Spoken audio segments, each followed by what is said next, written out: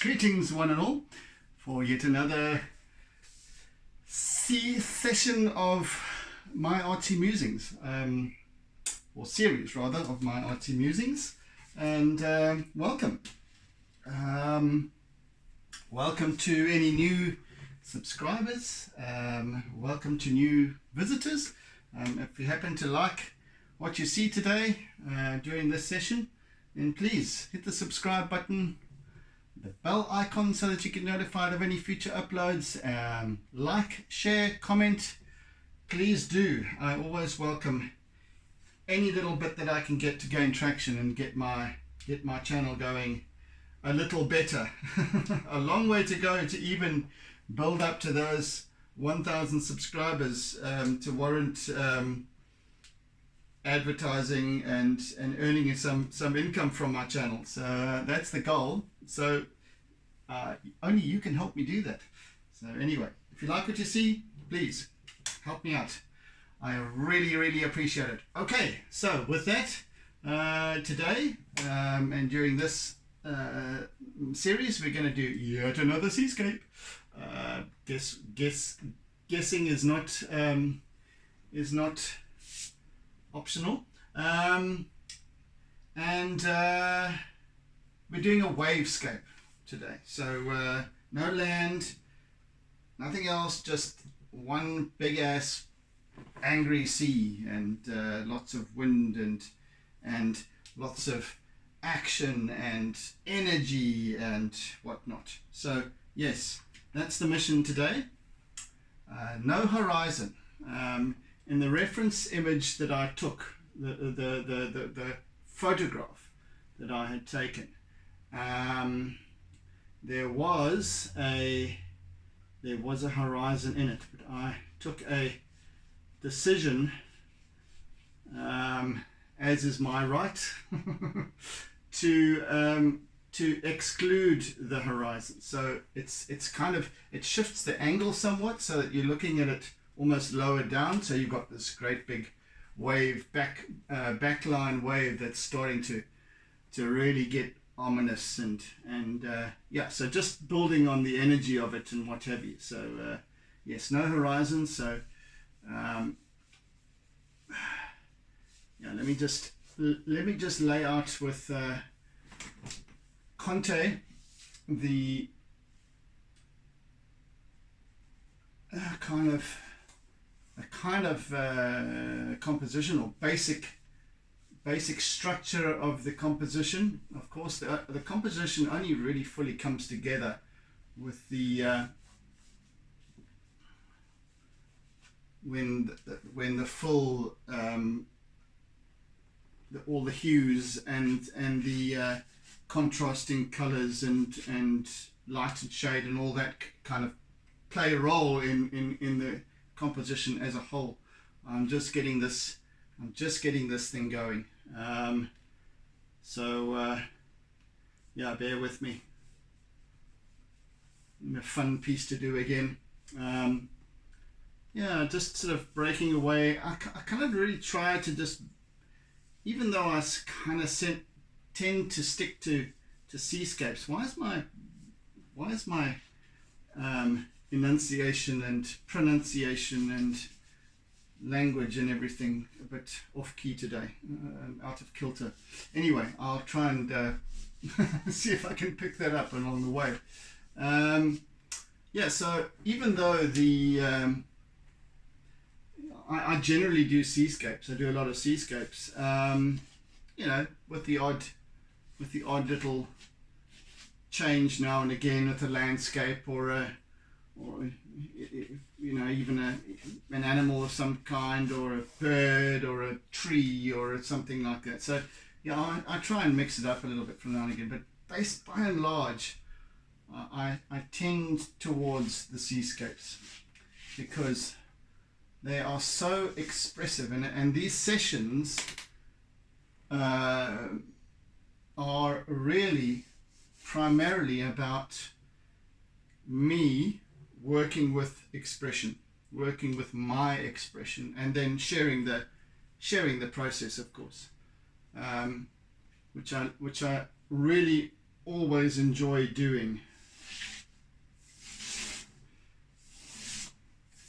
So you'll see this piece come together from start to finish, and even though I'm not live, well, again, there we go. So I can't go live until such time as I have built my 1,000 subscribers plus whatever the criteria are, irritatingly so.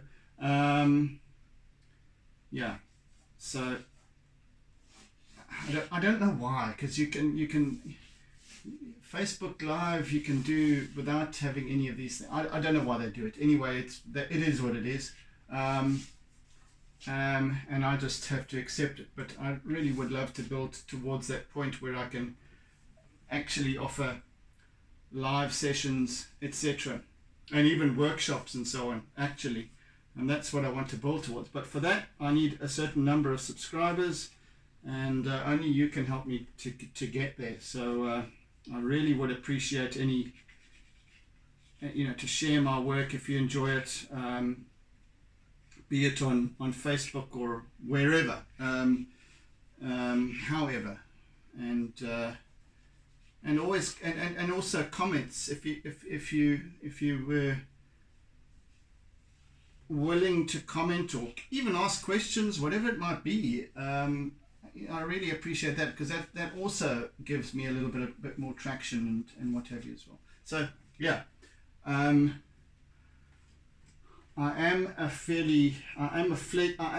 this is a fledgling, it's actually not a fledgling channel. I haven't spent money and marketing to promote my site, but to promote my channel, but kind of shoulda, coulda, woulda scenario.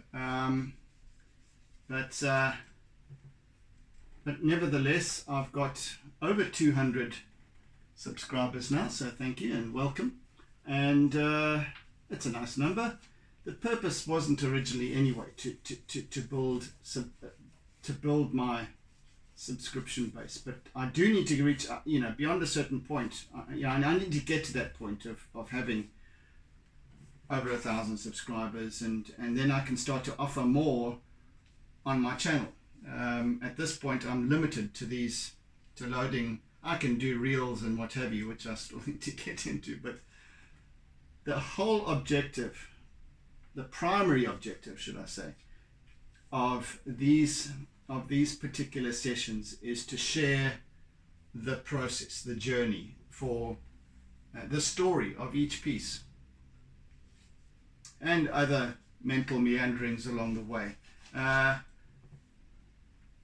That's what I enjoy. That's what I enjoy.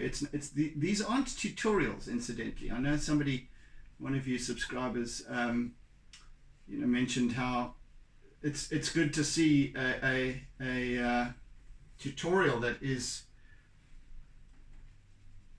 without any music and irritating stuff like that. I prefer to offer content, and even though this isn't per se a tutorial session, this is just sharing. This is just purely sharing the work that I do, and the tutorials will come later, but I prefer to also work without any, just raw footage, and you're getting the full content of the process from the first mark to the last, and everything in between. So that's why I keep these sessions to between 45 minutes to an hour, and I think longer than that there would be as it is, people don't like to really watch hour-long or even 45 minutes. They like to watch 10 minutes, and that's it. So maybe I haven't had a really good look at my analytics and what have you, but I think that's the general sort of rule. But nevertheless, I have to share the whole process. So this is my what would you call it? I suppose the core of my channel, the essence of my channel, that is just sharing process as I work,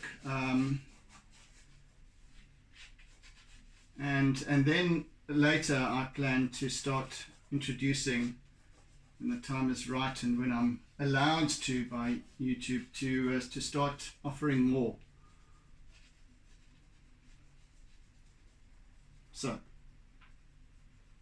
this started with a need to share, just to share the process, to share my thinking, to you know, for anybody and everybody who might be interested.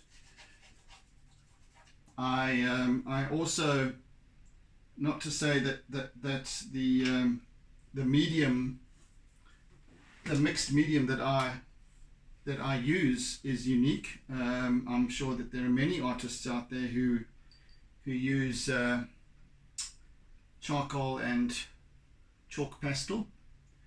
I'm sure there are very many, but nevertheless,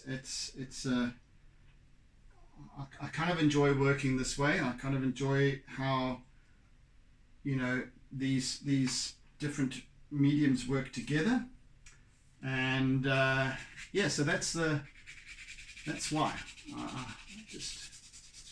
I will offer, as I said, I will begin to offer tutorials in technique and so on and so forth. I don't often share technique here. Well, I kind of do, but it's just as a matter of course. But these are not dedicated towards actually teaching how to.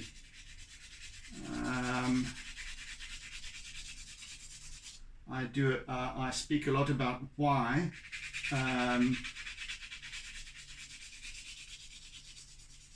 Why this comes together such, and the thinking behind it, the energy. I speak a lot about energy of an artwork, of a particular subject, and yeah, so that's the reason for these.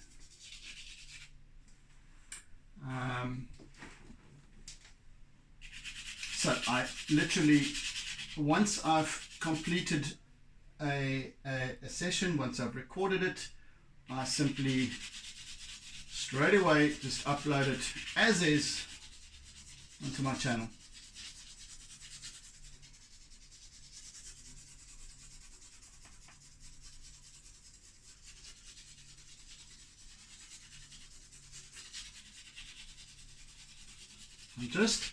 I'm just slowly bringing in some, if it's will allow me to, just bringing in some contrasting areas, basic stuff in this first session. Just getting this piece going in terms of its feel, its appearance. Yeah, just bringing it together slowly.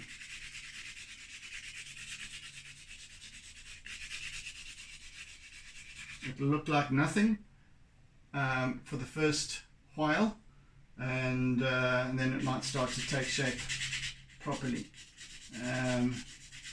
especially once I start to introduce some color, etc. With the last piece,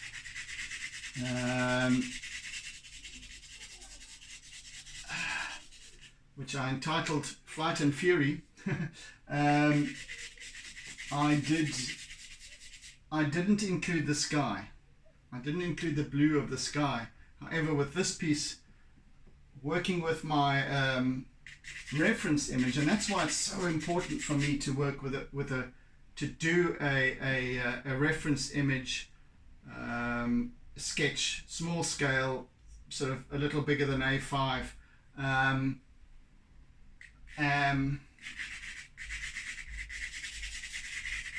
To work with the colors, to work with the medium, so that I can gauge because it's very different from a photographic image. So the lighting changes.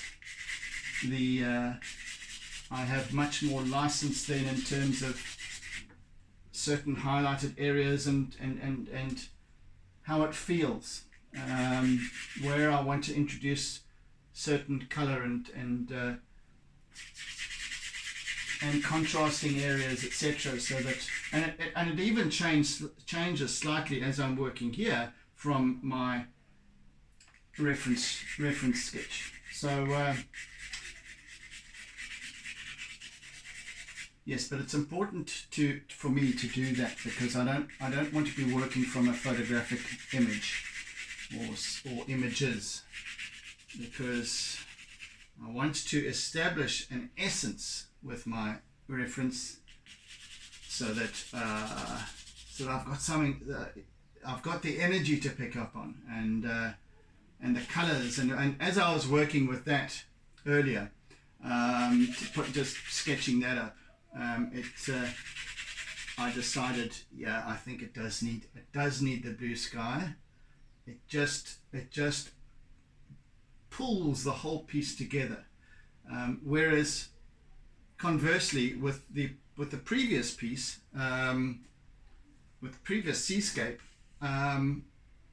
it would have, had I put the sky in, it would have detracted from the artwork as a whole, because it was quite a gentle, I'm talking about in terms of its tonal values, the piece was quite soft, even though it was of this big ass powerful wave that I was depicting. A big roller. The application, the techniques, etc., was quite sort of soft. This one now, and so had I put a blue sky in, it would have kind of just, it would have been too punchy, too hard. Now with this one, I need this, there's a punchiness right here with my focal point, that sort of bleeds off over the page here, and a lovely blue, almost, I would call it a lapis blue, lapis lazuli, which is incidentally my favorite color, would lend itself to pushing this wave, punching it out, and the harsh contrast between this area and down below, which is softer, and you've got this menacing wave that just is powering through there. Yeah, so we'll see as it develops. I think I'm going a little bit too high over here with this, and just need to kind of bring it out, stretch it out a little bit more, and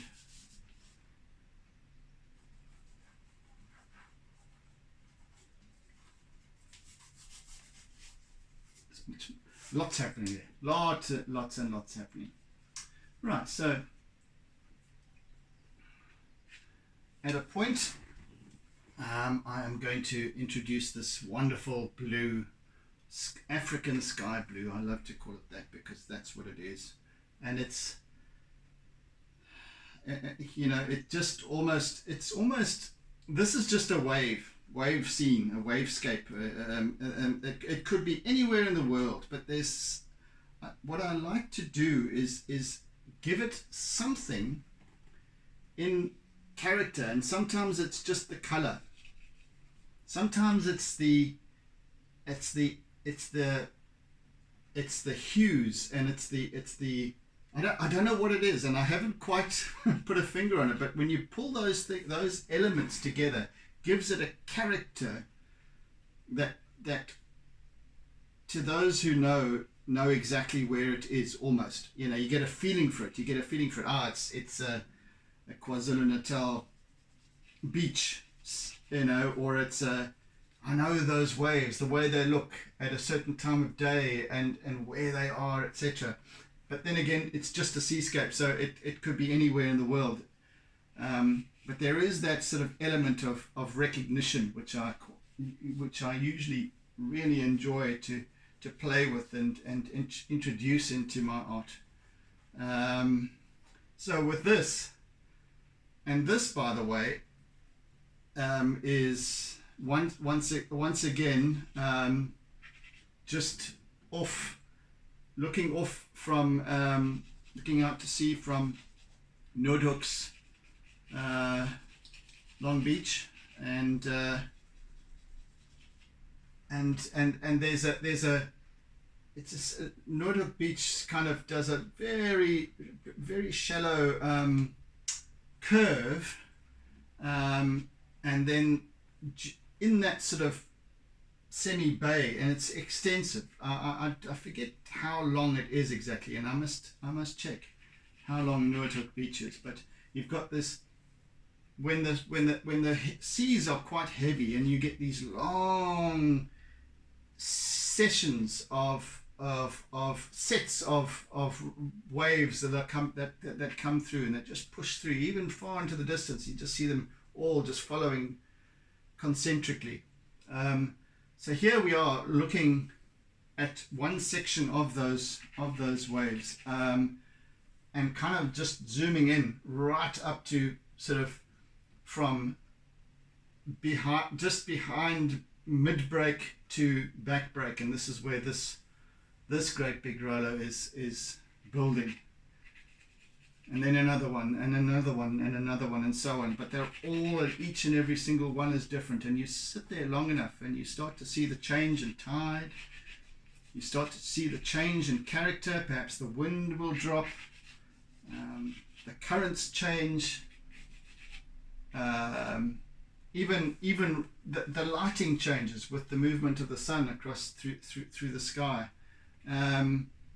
So yeah, I really enjoy capturing that, and each and every single one that I do has got a different character and essence to it, and that's what I like to try and portray, and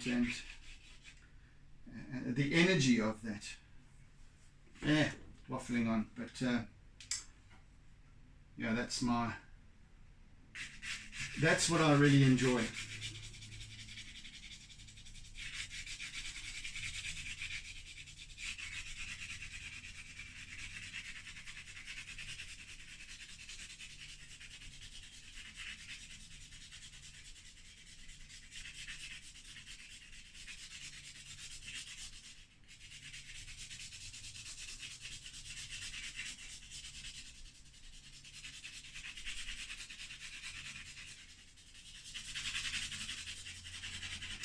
So I'm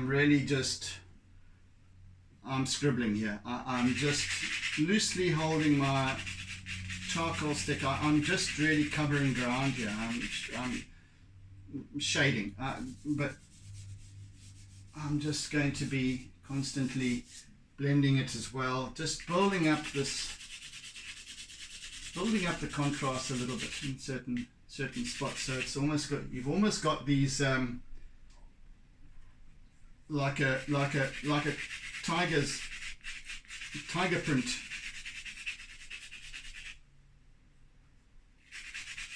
Lots of stripes, but variegated stripes.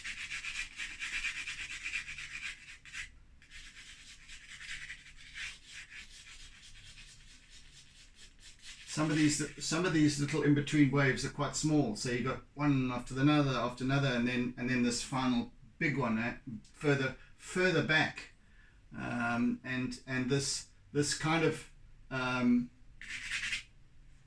low angle as I've chosen just accentuates the vastness of this wave as it begins to curl, just to give it a little bit more drama. And it's almost like if you have a camera with a very long telephoto lens, and then you zoom way out into the distance, so you bring that right up so that it's almost, everything is stacked almost one on top of the other. So, but you've got the foreground looks its normal size, and then you've got, as it goes further back, it gets slightly smaller, but then you've got this, whatever's at the back becomes bigger. Sometimes if you have and I'm not a photographic guru by any means, but when you see those photographs of the, perhaps in the Serengeti or wherever, and there's a silhouette of an acacia tree, and then you've got this giant orb of the sun. It's because obviously the acacia tree is in the distance, but you're zooming right in, and of course the sun setting over there also expands accordingly. Same with moon photographs of the moon, where it's monstrous, behind a ship or something, way on the sort of towards the horizon, but so everything changes in perspective. It's kind of what I'm doing here. So I've taken a photograph that I've taken with my phone camera, and then really zoomed into one small little aspect of that image, and then worked with that with creating my reference sketch. So yeah, so a lot of licenses is employed, but it also comes down quite a lot to how the process for most of my artwork starts with taking the actual pic, capturing the essence of the scene, composing it in my mind's eye, etc. And then I take hundreds of pictures, and then I'll work into some of them. So I won't use all of them. I'll just use some of them and perhaps discard the rest.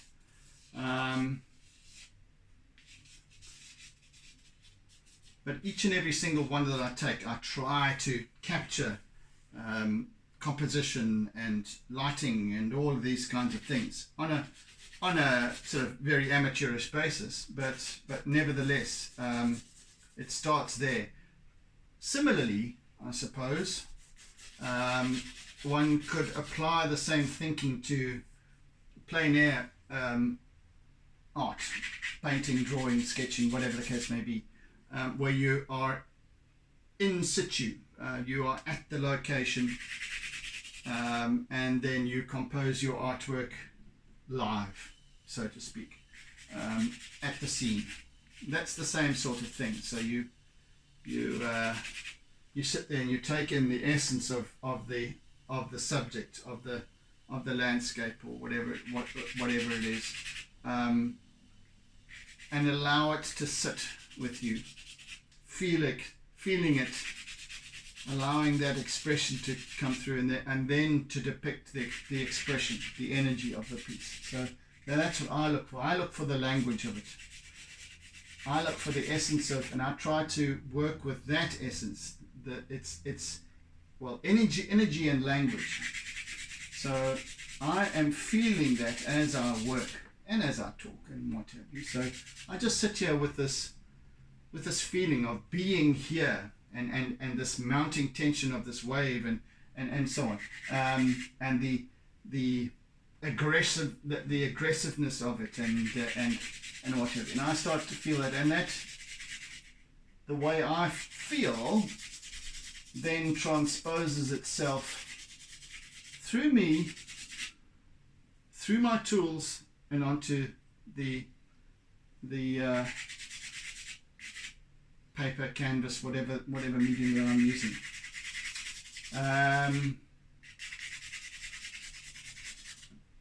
Yes, so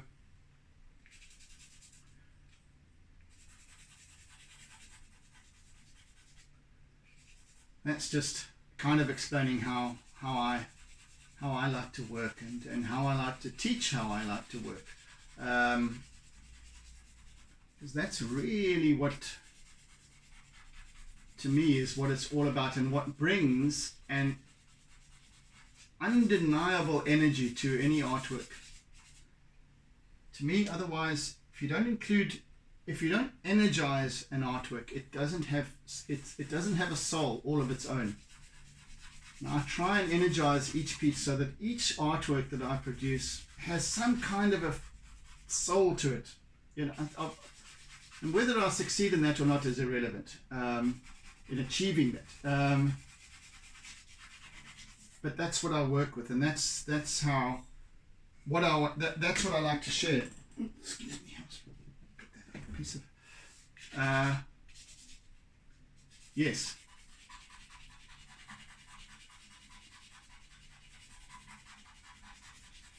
And that energy then is something perhaps that the viewer, the observer, gosh me, there's sometimes these little charcoal sticks have a little nodule or node in it, and that it goes all hard.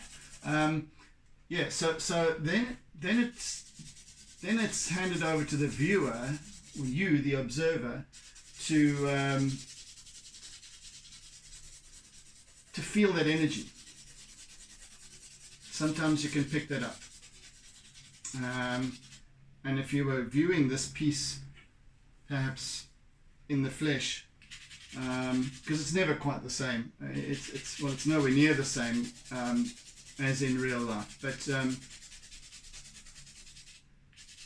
but when you actually lay eyes on a piece, and it can happen, of course, but you get an energy from it, you get a feeling from it, and that feeling is something which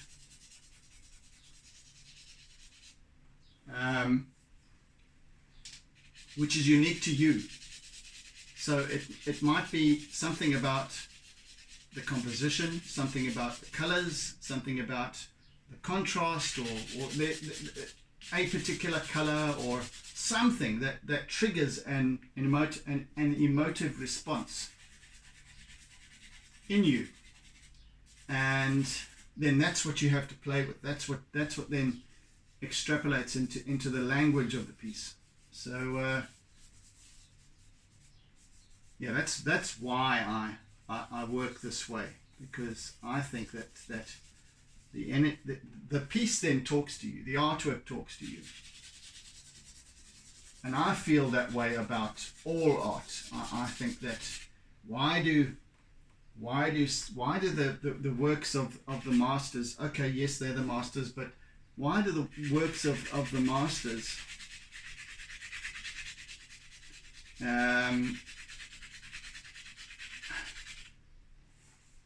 why do they capture one? Why do some capture some people and not others? And it's because of that. Why do we favor certain artworks over others? And so that, I believe, can apply to just as much to realism as it can to abstract. Any artwork, even a photograph, it's the essence of it, how it captures the imagination, or how it captures the eye of the viewer, is an energetic thing. It's more than just visual. Gives you a feeling. Like some people prefer certain color schemes. Some people prefer enjoy having a yellow kitchen, or a black kitchen, black and white, or whatever it is, and it, because it instills a particular energy, and that transposes into the food that you produce in your kitchen when you feel a certain way, when it's, so color and how it's used to give off an energy. And maybe it's the energy of my expression in my artworks. It's the energy of my expression that's now being rendered. But I think, to me, that's what truly makes an artwork interesting and gives it character, meaning, and so on. Language all of its own.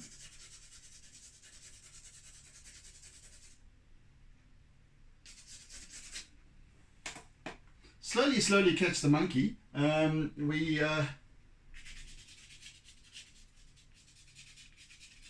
Making some good progress here.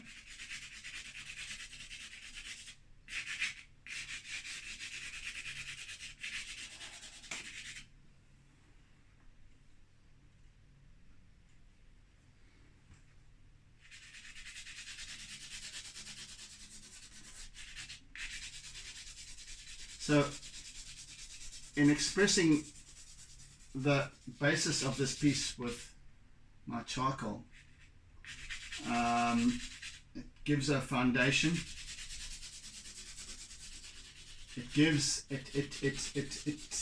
It sets a mood for the artwork, I think. Well, for me it does. For my artworks. And that's what gives my artworks, I think, a particular style. Perhaps a recognizable style, I don't know.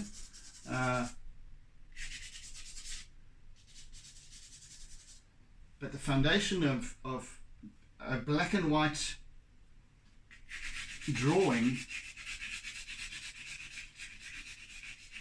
gives it that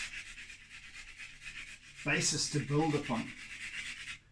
And there's this wonderful graphic undertone that I think works really well when you start to add color, or the color of the soft pastel, chalk pastel.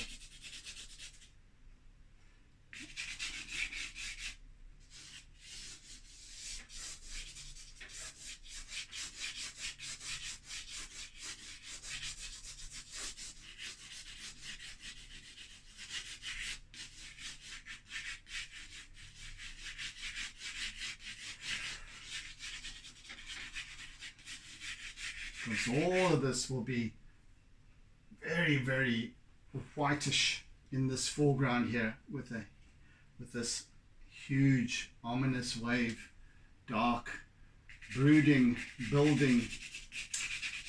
It's this this presence, unavoidable presence in the background. So yeah. That's the plan, Stan. Very loose plan. I as I've said on many occasions, I don't like to prescribe an outcome. I have a reference image, and that's just there for what it says, reference. I refer to it for composition, for light and shade, and that's and color, but it's not there. I'm not replicating my reference image as much as a photograph, and that's why I wanted that extra separation, that gap between the photographic image and the final piece. I think I've come to realize that is important, because there's always a tendency to try and replicate what you see. So I've done a loose, very quick rendering, very quick reference sketch, even though I've got all the colors and they're all the same. I've even used some acrylic paint in it. It's very loose and expressive, and that's the energy that I wanted to replicate. So I look at it and I feel the energy, and then I work with that as much as I feel the scene's energy.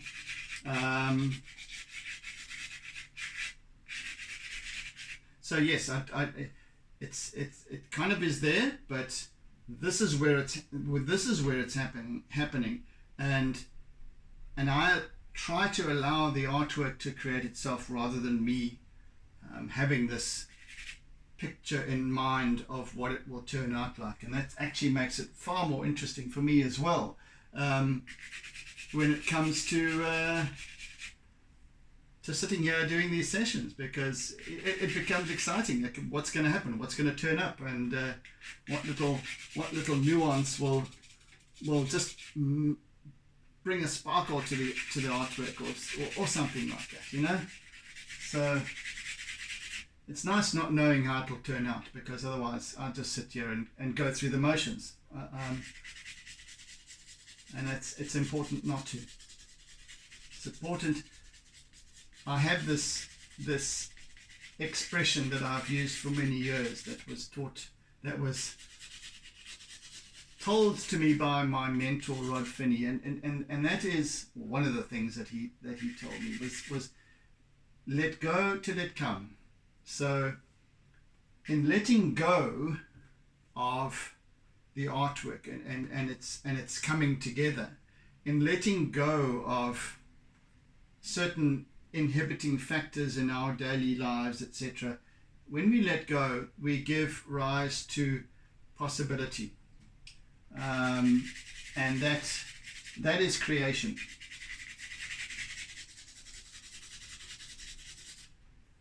Because life is not all about what we want. As an artist, an artwork in its final form is not about what I wanted it to be and determined it to be.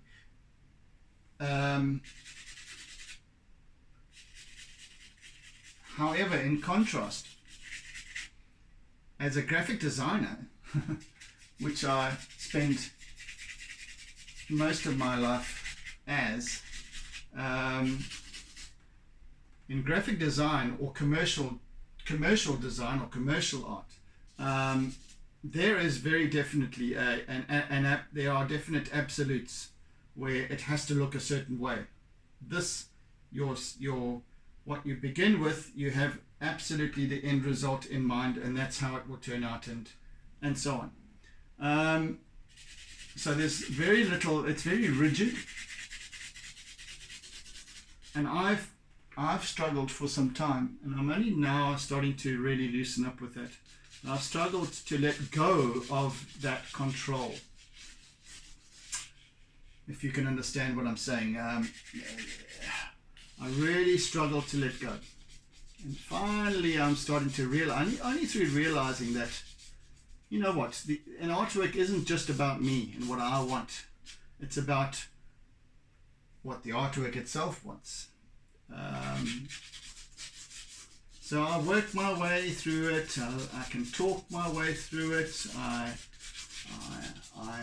just allow my hands to pick up certain things and certain colors and work in a certain area while I'm talking, while I'm sharing what I'm doing and why I'm doing it. And that is, to me, letting go. So it's a huge relief that I come to this realization, or have come to this realization, that that's really what it's about. Then the artwork can really take on a character all of its own, an expression all of its own. Anyway, I'm literally out of time for today's session. Righty-ho. I think I'm happy with the progress. So yes. Thank you for joining, people, and I hope you've enjoyed my ramblings, my musings, and I hope you enjoy so far what you see. Yeah, it's come together rather slowly to begin with, but I do have a basis now to work with and start expanding upon. During the next session, I'll start to fill in, I think, the sky and get that settled and out of the way, and then work over that and so on. Start to get a little bit of the blues and greens going in the wave itself, the dark hues, Huey Lewis and the News. So yes, yeah, looking forward to that. So thank you for joining me. Thank you for caring. Thank you for sharing. I now wish you oodles and oodles of toodles until next time. So in the meantime, be good, be kind, be gentle, be caring, be loving, etc., etc. And have a fantastic day further. Yeah, take it easy, folks. Bye. And don't forget Doodle.